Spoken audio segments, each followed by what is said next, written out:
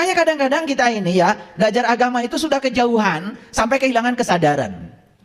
Pernah suatu saat saya dialog.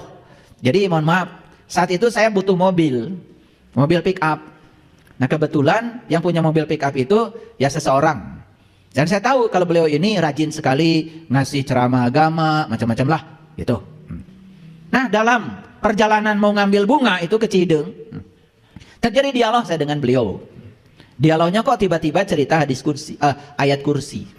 Kan di ayat kursi itu kan kita sudah hafal semua ya.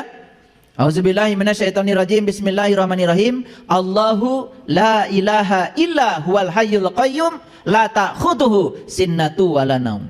Allah dialah, tiada Tuhan selain Dia yang senantiasa berdiri tegak mengurus semua kebutuhan makhluknya. La ta'khudhuhu sinnatu wala naum. Dia tidak pernah tidur, tidak pernah ngantuk. Pertanyaan saya dalam dialog itu sederhana. Siapa dalam diri kita yang gak pernah tidur, gak pernah ngantuk? Bingung gitu. Dia aja sambil nyetir. Ya karena saya takut nyetirnya jadi bawa saya lagi. Udah saya bilang jadi pikirin. Kejauhan ternyata pertanyaan saya. Tadinya saya cuma mau sharing aja. Kan kita mengatakan Allah tidak Tuhan selain Dia yang berdiri tegak mengurus semua kebutuhan makhluknya. Saking demikian cintanya pada makhluknya, beliau itu sampai gak pernah tidur, ngantuk pun enggak. Saya cuma tanya, siapa yang gak pernah tidur, gak pernah ngantuk dalam dirimu? Karena mikir, saya stop, ini bahaya ini lagi nyetir. Jadi saya bilang, udah, tong diamutan. Saya bilang, tong diamutan. Rupanya saya salah. Gitu. Coba kita renungi sekarang. Ketika tidur, mata kita tertidur, telinga kita tertidur, mulut kita tertidur. Bahkan pikiran kita tertidur, semuanya lupa. Tangan kita tertidur, kaki kita. Satu-satunya yang gak pernah tidur adalah nafas. Sedangkan Allah mengatakan, aku gak pernah tidur, gak pernah ngantuk. Kan sederhana. Siapa yang gak pernah tidur, gak pernah ngantuk pada dirimu?